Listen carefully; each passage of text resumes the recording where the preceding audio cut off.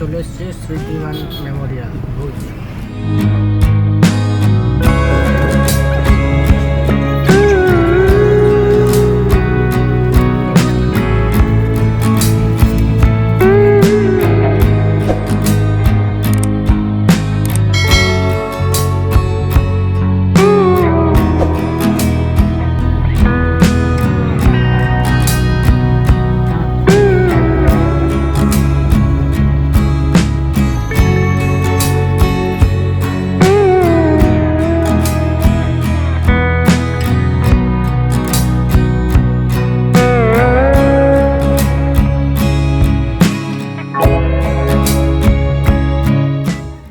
এখন আমরা এসে পৌঁছলাম স্মৃতিমান আর্থকুইক।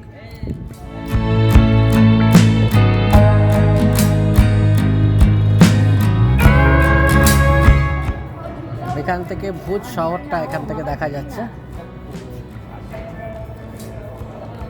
থেকে নামার পর এবার আমরা টিকিটের লাইনের দিকে যাচ্ছি।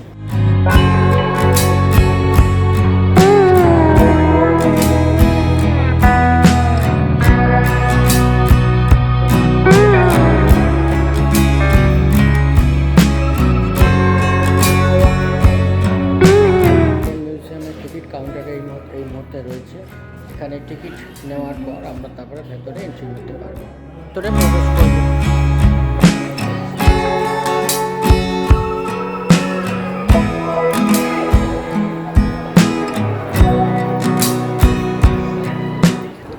টিকিট তো নেওয়া হয়ে গেছে, এরপর আমরা ভেতরে প্রবেশ করব। কিন্তু এখানে যেহেতু এটা গ্রুপ করে এরা নিয়ে যায় ভেতরে, সেই জন্য 10 মিনিট ওয়েট করতে হবে। 3টে যখন বাজবে তখন আমরা ভেতরে ঢুকবো। এইরকম একটি টিকিট আপনি পাবেন, এটা এন্ট্রি টিকিট। এটার চার্জ আছে 300 টাকা। এখন ঘড়িতে সময় বেলা 3টের সময় আমরা আমাদের এই জার্নি শুরু করছি। কটার সময় শেষ হচ্ছে সেটা জানাচ্ছি।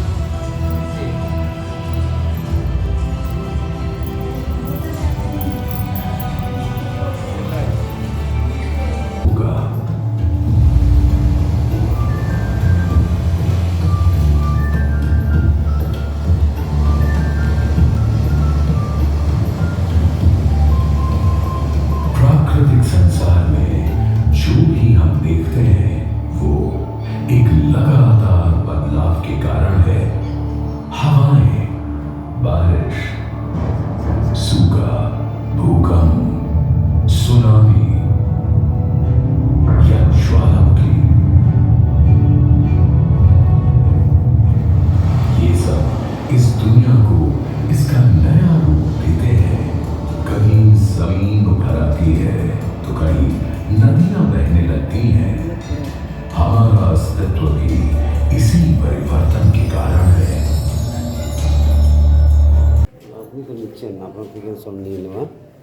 डिग्री सेल्सियस जो सूर्य के सतह के बराबर। देखते हुए थोड़े आगे की ओर आते जाए। सबसे गहरी जगह है मारियाना ट्रेंच जो पैसिफिक में है, जिसकी गहराई है 11,034 मीटर। इन दोनों के बीच का जो अंतर है वो 20,000 मीटर से भी ज़्यादा है। हमें परिवर्तित हो जाता है जो फॉसिल्स के रूप में देखने को मिलता है। 4 विंडो को देख लीजिए। देखने के बाद इस तरफ से आगे की ओर इसके अंदर ये है इनर कोर जो हमने फर्स्ट मॉडल में देखा, जिसका तापमान सबसे ज़्यादा है। सेकेंड ये है आउटकोर, ये है मेंटल, और यह है क्रस्ट जहाँ पर हम अभी रहते हैं या जीवन जीते हैं। हम क्रस्ट से मेंटल तक 12.2 किलोमीटर तक ही जा पाए, उससे आगे नहीं जा पाए क्योंकि उसके बाद गर्मी और तापमान ज़्यादा है। इस तरफ आ जाएंगे।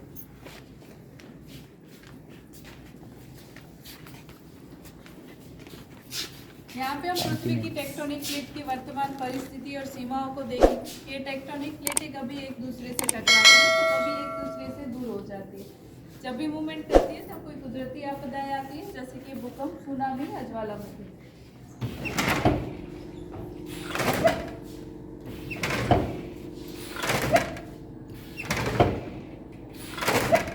टेक्टोनिक प्लेटें आपस में किस तरह का व्यवहार करती है, जब मूवमेंट करती है तब उसका नतीजा क्या आता है, वो अगले मॉडल की तरफ को थोड़ा ऐसे करें। हाँ, जब दो प्लेटें एक दूसरे से दूर जाती है तब खाई बन जाती है जब दो प्लेटें एक दूसरे से समान टकराव करती है तब पहाड़ का निर्माण होता है, जैसे कि माउंट एवरेस्ट है। और जब समांतर तौर पे टकराव करती है तब इस परिस्थिति में भूकंप आते हैं। 2001 में जो भूकंप आया था वो इन्हीं टेक्टोनिक प्लेट के टकराव के कारण आया था, पर इन परिस्थिति में भी भूकंप आते हैं। आपके पीछे की तरफ जो देख रहे हैं वो सारे समुद्री प्लेट जो 15 से 20 करोड़ साल पुराने और सारे ओरिजिनल हैं। सारे फोसिल्स की डिटेल उनके अंदर की तरफ लिखी हुई है। फोसिल्स को देखने के बाद वीडियो को देखने के लिए इस तरफ से आगे की ओर जाएगा।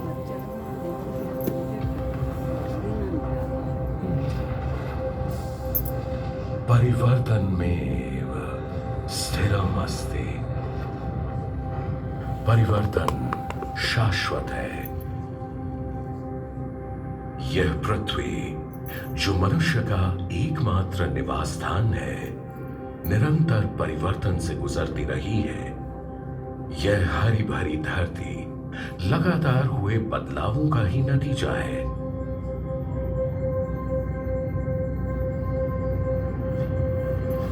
4.5 अरब साल पहले यह धरती पिघली चट्टानों और सल्फर के उबलते समुद्र की तरह थी, जहां जीवन की कल्पना करना भी असंभव था। समय के साथ यहां का तापमान गिरता गया, जिससे पृथ्वी की कई संकेंद्रित परतें क्रस्ट, मैंटल और कोर बनने लगी। मैंटल की ऊपरी सतह एस्थेनोस्फेयर मोटी और चिपचिपी थी। इसके ऊपर लिथोस्फियर जो एक भूखंड था तैरता था, जिससे आगे चलकर महाद्वीप बने।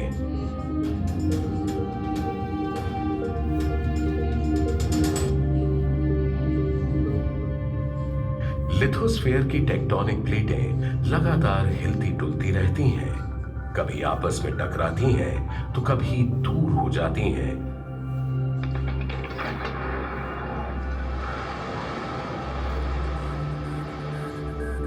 और इसी के परिणाम स्वरूप पर्वतमालाएं, गहरी घाटियां और नए महाद्वीप बने।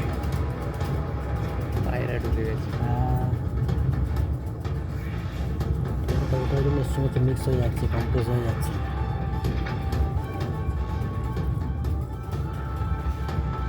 বাচ্চাটিদের জন্য কি ব্যাপার আছে।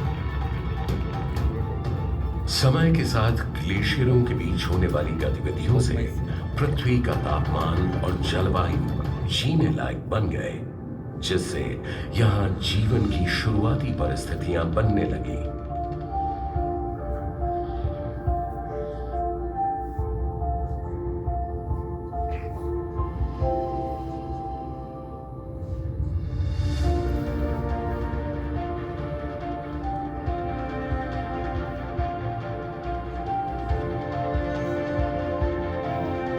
वैज्ञानिकों का अंदाजा है कि 65 करोड़ साल पहले क्रायोजेनियन युग में एक बड़ा महाद्वीप टूटा, जिससे गोंडवाना, लॉरेंशिया, बाल्टिका और साइबेरिया बने।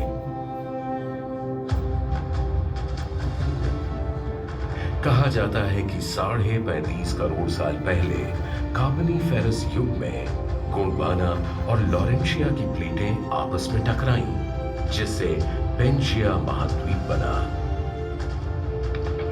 धीरे धीरे समय गुजरने के साथ पेंजिया के और टुकड़े होते गए, जिससे आज के महाद्वीप बने।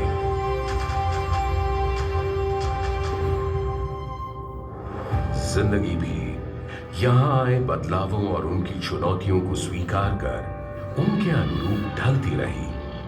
कुछ प्रजातियों ने खुद को इसके अनुकूल बनाया, कुछ विकसित हुई और कुछ नष्ट हो गई। बदलावों का यह सिलसिला आज तक जारी है।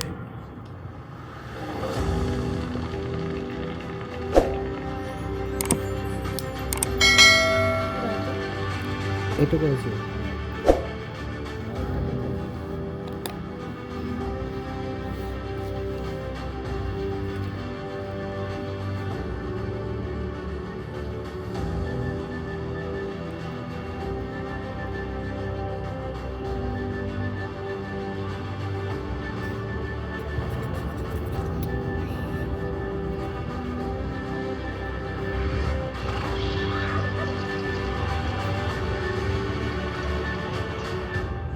वैज्ञानिकों का मानना है कि लगभग इसी समय भारतीय उपमहाद्वीप गोंडवाना से टूटकर उत्तर दिशा में एशिया के मुख्य भूभाग की तरफ बढ़ने लगा। इनके टकराने से हिमालय का जन्म हुआ।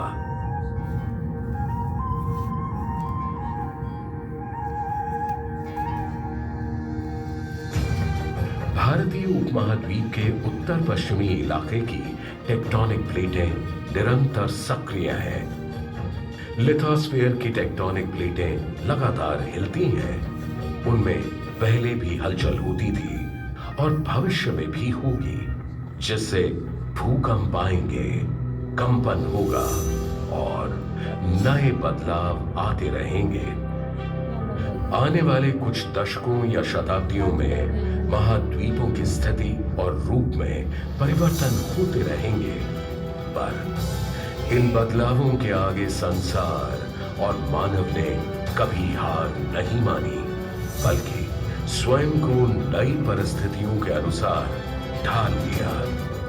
लगातार होने वाले परिवर्तन और उसे अपनाने की मानवीय क्षमता की ये कहानी यूं ही चलती रहती है।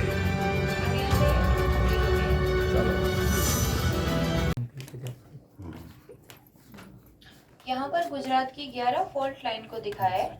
आपने आगे टेक्टोनिक प्लेट्स को देखा। टेक्टोनिक प्लेट्स में जो दरारें आती है उसे ही फॉल्ट लाइन कहा जाता है। 2001 में कच्छ और गुजरात में जो भूकंप आया था वो 1 नंबर की KMF कच्छ मेनलैंड फॉल्ट और 9 नंबर की SWF south Vagad fault line के मूवमेंट की वजह से आया था। मैप में आप देख सकते हैं कच्छ में ही एक से ज्यादा फॉल्ट लाइन आती है, इसीलिए कच्छ भूकंप के 5वें जोन में आता है। सभी फॉल्ट लाइन को नीचे मेंशन किया गया है, आप देख सकते हैं।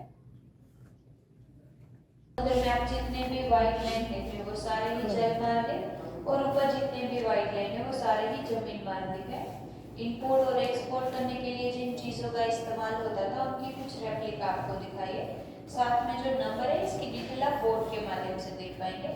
ज्यादातर व्यापार लोथल से हुआ करते थे, रूट का कनेक्शन लोथल से दिखाया है। आगे हम देखेंगे आदि मानव से मानव का जैसे जैसे विकास हुआ उसके दरमियान कई सारी चीजों की खोज की गई थी, जिसे हम पिछले 8 विंडो के माध्यम से देखेंगे। सिंगल लाइन को मेंटेन रखते हुए इस तरह से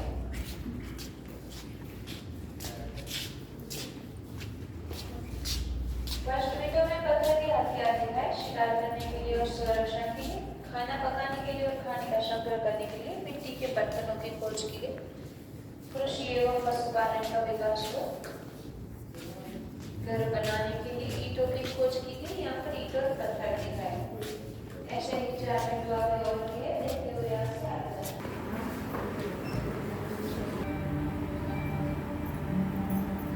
समय और प्रकृति ने गुजरात के इस भूभाग को विभिन्न भौतिक विशेषताएं प्रदान की। ऊंचे गिर पहाड़, एक लंबी तटरेखा, दिनोधर के प्रसुप्त ज्वालामुखी, बड़े रण में चमचमाते नमक के मैदान, छोटे रण में ढिलाती हुई नदियां और कंडला तथा मुंद्रा के मैंग्रोव वन। विविधताओं के इस प्रदेश में कंटीले जंगल, गुल्म व कीचड़दार भूमि और खाड़ियों ने भी जन्म लिया। यहाँ भूमि पर जितनी विविधताएं हैं वो इसकी सतह के नीचे होने वाली हलचल का परिणाम है।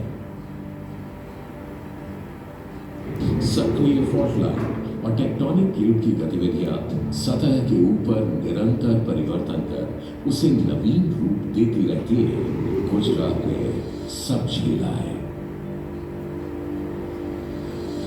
1600 किलोमीटर लंबी यह तटरेखा भारत की सबसे लंबी तटरेखा है।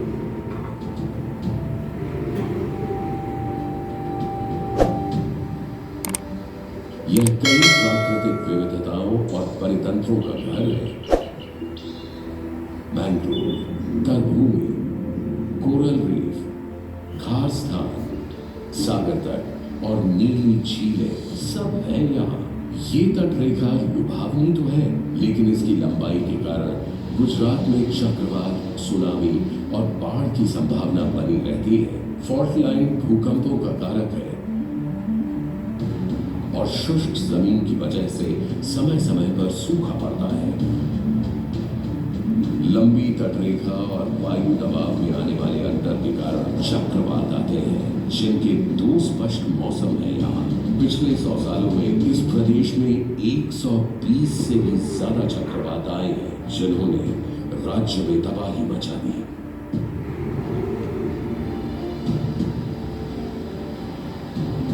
गुजरात सुनामियों से भी परिचित है। समुद्र की सतह के काफी नीचे कराची पाकिस्तान के दक्षिण पश्चिम में मकरान सबडक्शन जोन है। यह एक सक्रिय फॉल्ट क्षेत्र है, जिससे बड़े पैमाने के भूकंप आते हैं, जो विनाशकारी सुनामी का कारण बनते हैं। इससे 12 मीटर तक ऊंची लहरें पैदा होती हैं। ऐसी ही लहरें कांडला बंदरगाह पर 1945 में टकराई थी।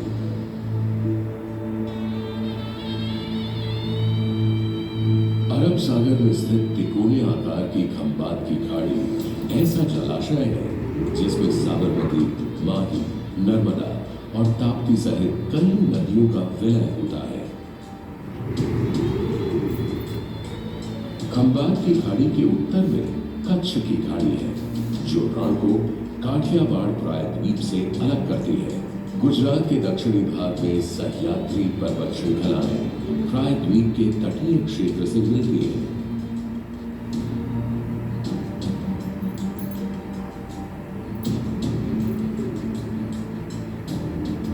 जिससे क्षेत्र में घने हरे वर्षावन बन गए हैं। बारिशों के कारण जमीन उपजाऊ तो हो गई है, किंतु इस वजह से निरंतर बाढ़ आती रहती है। गुजरात के दक्षिण पश्चिमी क्षेत्र में काठियावाड़ प्रायद्वीप फैला है। यह एक शुष्क क्षेत्र है जो तटों से उठते हुए निचले स्तर की पहाड़ी भूमि तक फैला है, जहां 6 करोड़ साल पुराना प्रसुप्त ज्वालामुखी है। उत्तर पूर्वी गुजरात एक अर्ध शुष्क भूमि है, जिसमें बहुत सारे कटीले जंगल हैं।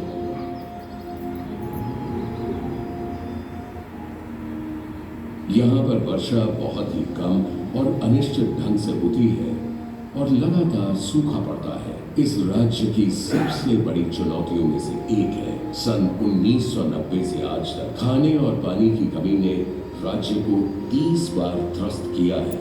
कच्छ उत्तरी गुजरात के सूखे मैदानी क्षेत्रों के बिल्कुल बगल में है। रण में दुनिया का सबसे बड़ा नमक का रेगिस्तान है, जो स्थलाकृतिय और भूवैज्ञानिक दृष्टि से एक अजूबे से कम नहीं है। इसमें ऊंची चट्टानी भूमि, पर्वतीय श्रृंखला और तटीय मैदान है। यह एक अनोखा क्षेत्र है जो उठे हुए तलछट भंडार, कीचड़ और नमक के मैदानों से मिलकर बना है।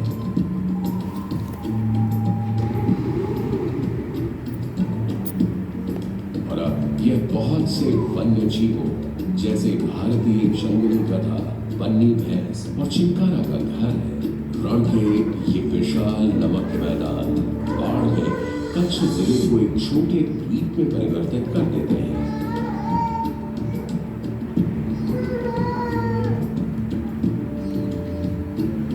गर्मियों के दौरान कच्छ एक आर्द्र भूमि से रेतीले नमक के मैदान में परिवर्तित हो जाता है। इस क्षेत्र में भूकंप का आना बहुत आम बात है। साथ ही साथ जामनगर, राजकोट, पाटन और बनासकांठा ये स्थिति बनी रहती है। 17वीं शताब्दी से अब तक यहाँ मध्यम से बहुत बड़े पैमाने वाले भूकंपों का इतिहास रहा है। अपनी भौगोलिक, भौतिक और जलवायु की विशेषताओं के कारण गुजरात में विभिन्न प्राकृतिक घटनाएं होती हैं। इन घटनाओं का प्रभाव अनिश्चित और अप्रत्याशित होता है। परिणाम हमेशा एक ही होता है।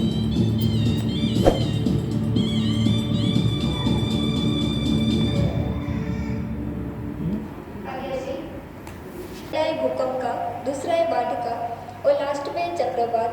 सभी में साइड में रेड बटन को दबाना है। ऊपर चले जाइए, यहाँ आगे से चले जाइए, यहाँ आगे से।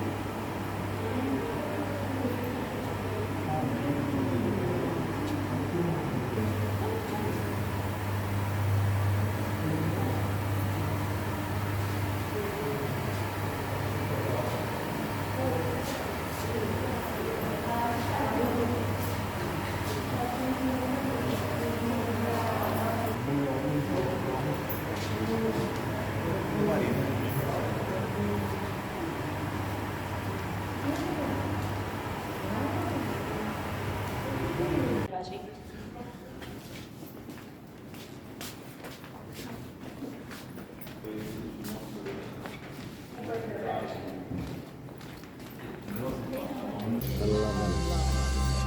करोड़ों साल पहले कच्छ की भूमि समुद्र का हिस्सा थी और फिर पृथ्वी में हुई हलचल ने उसे समुद्र से उभार दिया। यह क्षेत्र अपने आसपास की भूमि से मिल गया, लेकिन पूरी तरह नहीं। इसमें दोनों गुण मौजूद थे और यह एक उभयचर की तरह पानी से उभरता और उसमें समाता रहा। समय के साथ जमीन के अंदरूनी हिस्से में होने वाली हलचल ने, जो आज भी जारी है, इसे एक खास रूप में ढाला। कुछ ऐसा ही सन 1819 में भी हुआ। 16 जून 1819 की शाम को जमीन में कुछ हलचल हुई, जिसने पश्चिमी भारत के स्वरूप को फिर से परिवर्तित कर दिया। 7.9 मैग्नीट्यूड वाले भूकंप ने इस क्षेत्र को तबाह कर दिया। प्रकृति का प्रकोप इतना था कि जमीन पृथ्वी की सतह से ऊपर आ गई। अल्लाह बंद एक प्राकृतिक पट्टी जमीन से उभर आई, जो 70 से 90 किलोमीटर लंबी, 16 मीटर चौड़ी और लगभग 4 मीटर ऊंची थी। समय के साथ इसका एक बड़ा हिस्सा खाड़ी में तब्दील हो गया। इस उभरी भूमि को बड़े सम्मान के साथ लोग अल्लाह बंद यानी भगवान का बंद कहते हैं। आज इसका ज्यादातर हिस्सा भारत में और थोड़ा सा पाकिस्तान में है। इस भूकंप ने इस इलाके को हमेशा के लिए बदल दिया। नदी पर बांध बन गया और यह क्षेत्र रेगिस्तान में परिवर्तित हो गया। कच्छ के रण का आज जो रूप है, एक बंजर नमकीन रेगिस्तान, वह इस भूकंप के कारण ही है। सिंधु की सबसे पूर्वी जलधारा नारा नदी ने अपना रास्ता बदला और पश्चिम दिशा की तरफ मुड़ गई, जिसकी वजह से यहां से पानी, नदियों के रास्ते होने वाला व्यापार और वो सब कुछ चला गया जो यहाँ जिंदगी का आधार था।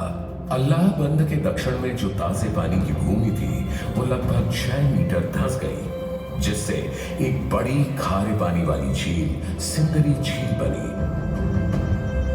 सन 1819 में कप्तान जेम्स मैकमर्डो कच्छ में ही तैनात थे और उन्होंने अपनी डायरी में उस रात की सभी घटनाएं दर्ज की। घबराहट और भय उत्पन्न करने वाली गहरी आवाजें, तबाही की सूचना देता धरती का कंपन, इमारतों का विध्वंस, बेचैनी और दहशत, एक बयान न की जा सकने वाली भयावह सनसनी। भौगोलिक रूप से यह भूकंप सहभूकंपीय सतह विरूपण का प्रमाण था। इंट्राप्लेट कच्छ रिफ्ट बेसिन में क्रस्टल के निरंतर सिकुड़ने और दबाव का सबूत। एक विशाल प्राकृतिक आपदा, इस भूकंप ने हजारों लोगों को मौत के घाट उतार दिया। भुज और कई शहरों को तबाह बर्बाद कर दिया। अहमदाबाद की जमी मस्जिद की मीनारें ढह गईं। अंजार, सिंदरी और लखपत के किले भी नष्ट हो गए। इस भूकंप ने लोगों की बस्तियों, जलमार्गों और प्रशासनिक केंद्रों को भी प्रभावित किया। उपजाऊ जमीनों में समुद्र का खारा पानी भर गया और भूकंप के पश्चात झटके महीनों तक आते रहे। भौगोलिक कारणों से बनने के 200 साल बाद भी अल्लाह बंद दृढ़ता से खड़ा है, अपरदन से अप्रभावित और अपने बनाए भूक्षेत्र पर प्रभुत्व रखता। हालांकि नए अध्ययनों के अनुसार कहा जा रहा है कि अल्लाह बंद के सबसे ऊंचे हिस्से से संपूर्ण रैखिक टीले के अपरदन का पता लगता है। यह इस सत्य की भी पुष्टि करता है कि मनुष्य और प्रकृति अपनी यात्रा में इन बदलावों को अपनाते हैं और उनके साथ साथ बदलते और विकसित होते हैं। इसलिए यहाँ पर प्राकृतिक आपदाएं ज्यादा आती रहती है और लोग इस तरह के भूखे में रहना पसंद करते थे। ये भूखा भी मिट्टी से, गोबर से, लकड़ी से और ऊपर इनकी छत में वो घास से बनी है, ताकि इन पे रहने वाले लोगों को ज्यादा जानकारी ना पहुंचे।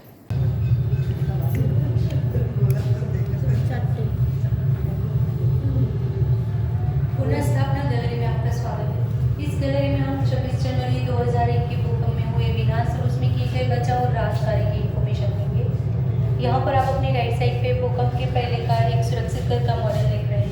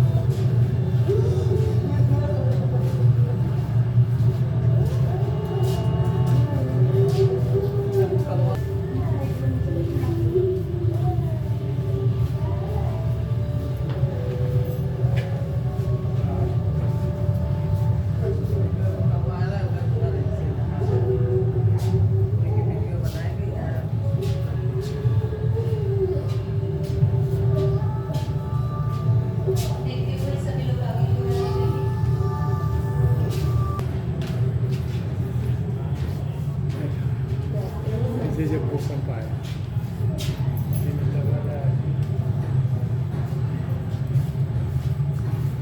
ভূকম্পের পরে কি অবস্থা ছিল মানুষের, সেই সমস্তগুলো এখানে মডেলের মাধ্যমে দেখানো হয়েছে।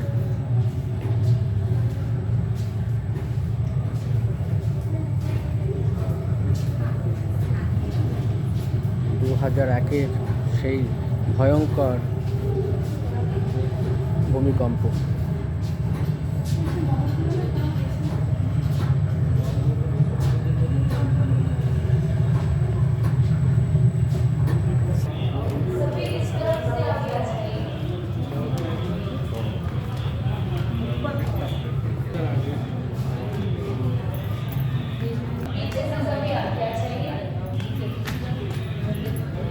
नीचे स्टेप पे ध्यान रखिएगा, ऊपर लगे सोफे को भी टच नहीं करेगा।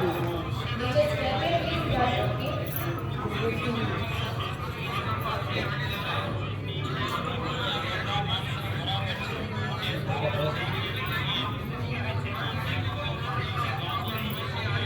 ভূকম্পের পরে যে টেলিফোন কল আসছিল, সেই কলগুলো এখানে এইভাবে কীভাবে কল এসেছিলো সেটা এখানে দেখানো হয়েছে।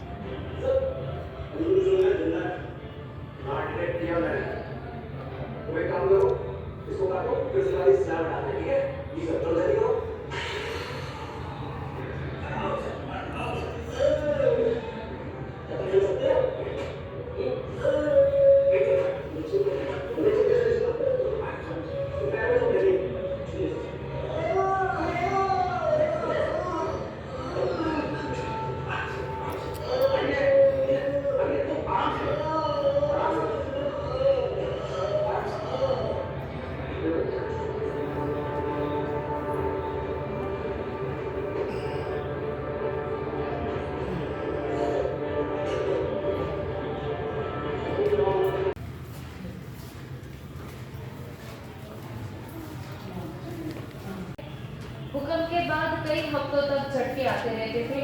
कई लोगों के घर गिर गए थे और कई लोगों के घर सुरक्षित होने के बावजूद भी लोग अपने घरों में जाने से डरते थे।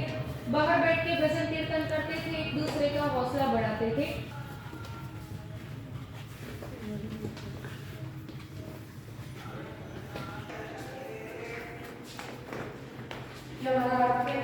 सेक्शन है, भूकंप पीड़ित लोगों के परिवार के लोग ही आत्महत्या कार्य को हेडफोन के द्वारा सुनेंगे। यहाँ पर टोटल 100 से भी ज्यादा ऑब्जेक्ट रखे हुए हैं और हर ऑब्जेक्ट की अपनी एक अलग कहानी है। हेडफोन पहनकर उठाते टाइम ध्यान रखना है कि आपका हेडफोन गिरे ना, और जहाँ पर भी हेडफोन नहीं है वहाँ पर वीडियो स्पीकर पे चालू हो जाएगा।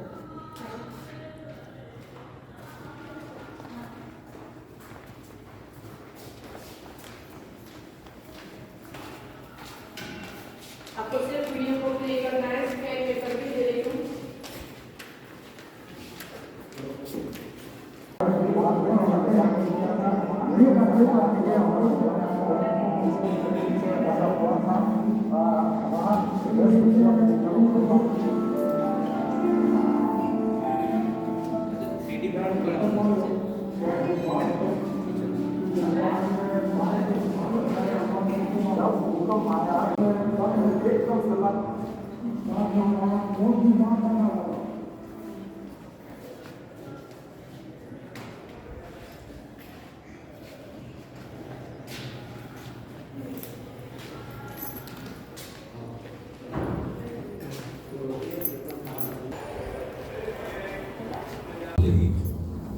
जब पूरा भारत अपना 52वां गणतंत्र दिवस मनाने की तैयारी कर रहा था, गुजरात के लोगों का सामना हुआ एक भयानक हादसे से।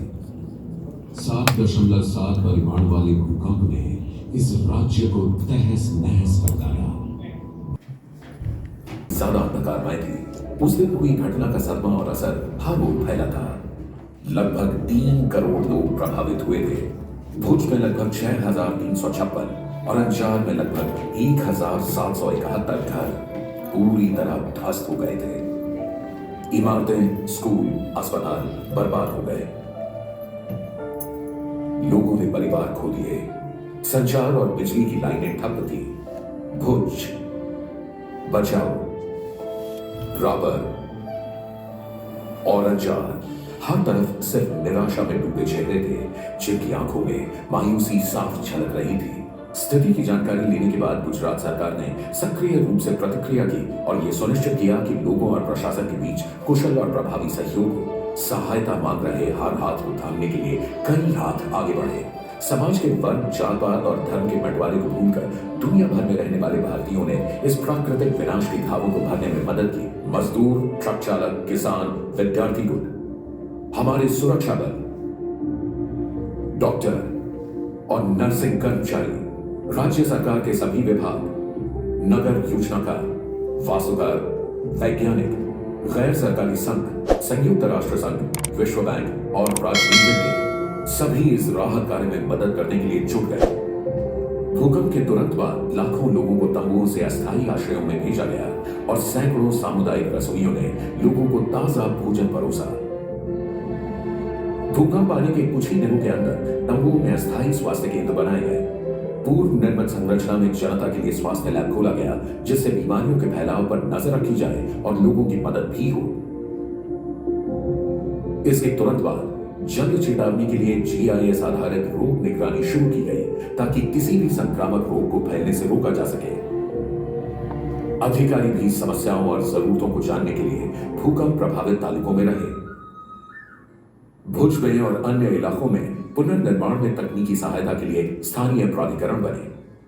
साबरकांठा में स्थानीय प्रशासन, गैर सरकारी संघ और लोगों ने साथ मिलकर काम किया। कलेक्टर कार्यालय में एक केंद्र बनाया गया और राहत सामग्री के लिए सहायता मांगी गई। जल्द ही देश के कोने कोने से राहत सामग्री आने लगी, जिसे फिर कच्छ जिले के सबसे अधिक प्रभावित हिस्सों में वितरित किया गया। तत्काल संकट प्रबंधन की योजनाएं चल रही थी, लेकिन फिर भी भविष्य के बारे में व्यापक अनिश्चितता थी।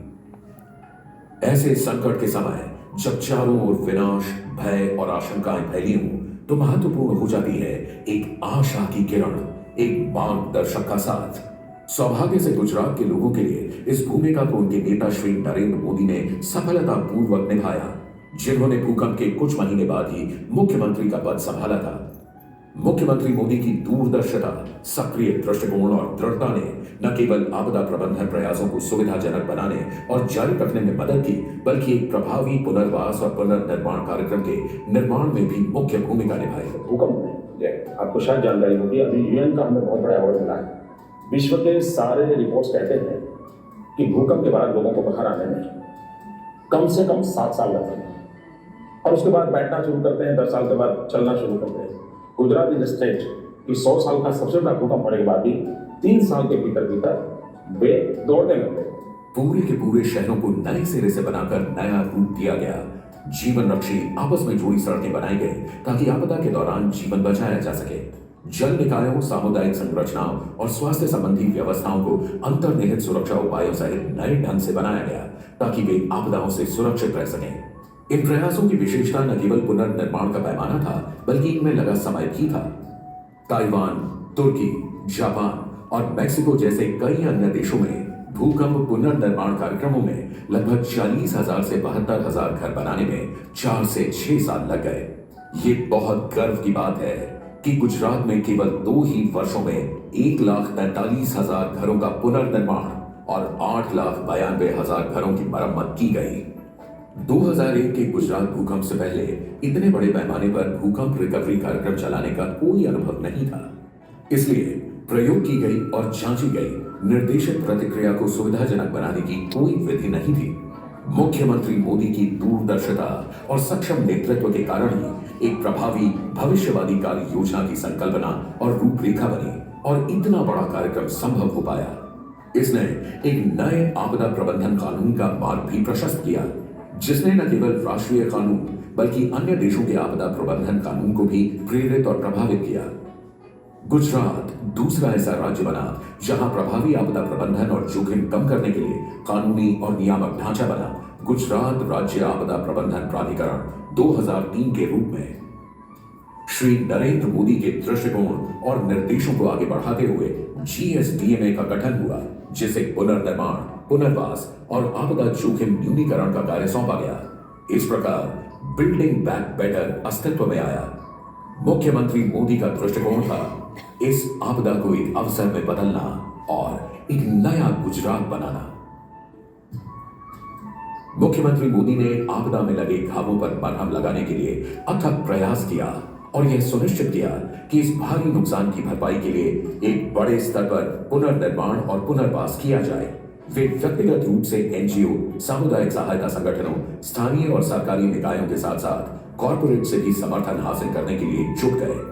राज्य सरकार ने एक विस्तृत बहुक्षेत्र दृष्टिकोण के साथ परियोजनाओं की नई श्रृंखला लागू की। इनका उद्देश्य था बुनियादी ढांचों का विकास, स्थानीय अर्थव्यवस्था और स्थानीय शिल्प और वस्त्र उद्योग को पुनर्जीवित करना, आजीविका समर्थन, औद्योगिकीकरण और दीर्घकालिक क्षमताओं का निर्माण।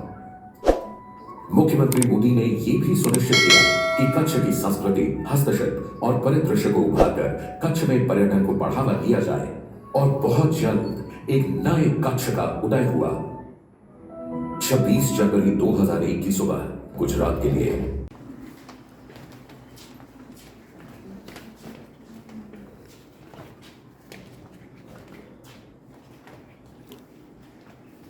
कारीगर छे। इस गैलरी में कच्छ की हस्तकलाओं को दर्शाया है। हैंडलूम के द्वारा साल और कापड़ कैसे बनाए जाते हैं, इनका डेमोन्स्ट्रेशन यहाँ पे बताया है।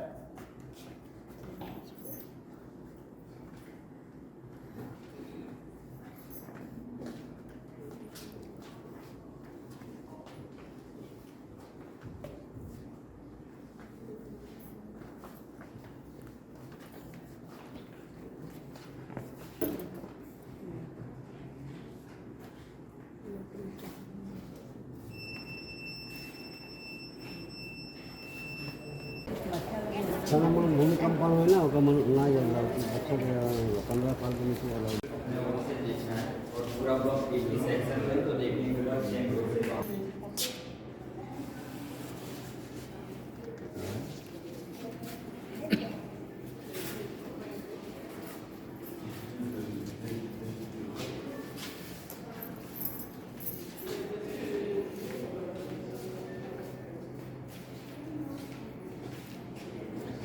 যখন যেখানে আর্থকুইকটা হয় কিভাবে তার ইনফরমেশনটা আমাদের সুপার কম্পিউটারে আসে সেটা এখানে দেখানো হয়েছে।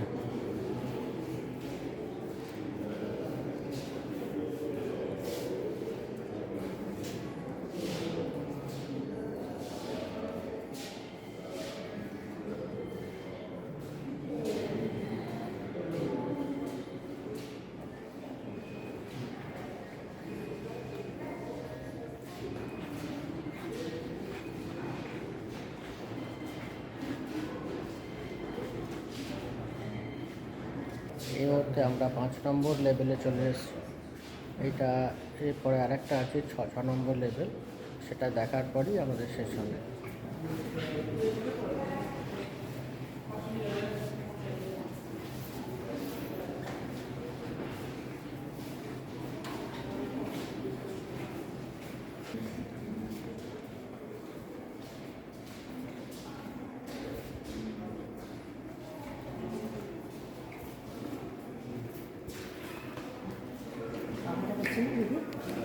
যাওয়ার জন্য এখানে এসকালেটর রয়েছে।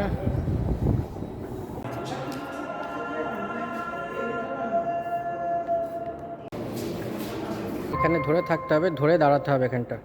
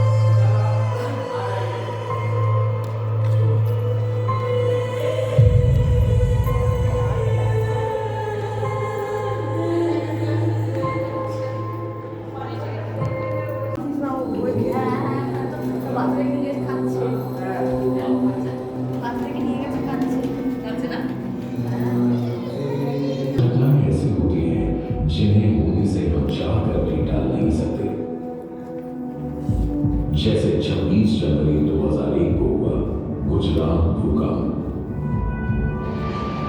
ऐसे महाकाल भूकंप के प्रकोप को सबसे दृढ़ भी सहन नहीं कर सकता। इस अराजकता में सिर्फ एक ही चीज टिकी रही और वो थी गुजरात के लोगों की इच्छा शक्ति,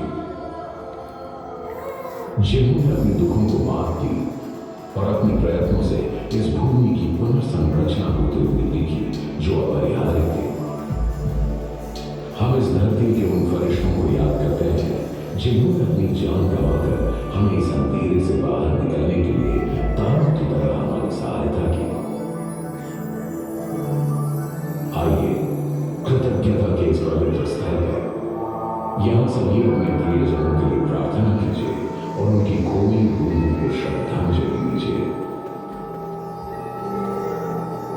हम सब हमारा हिस्सा हैं, तारों से हम हैं रोशन, हमारे कण कण में करिश्मा है।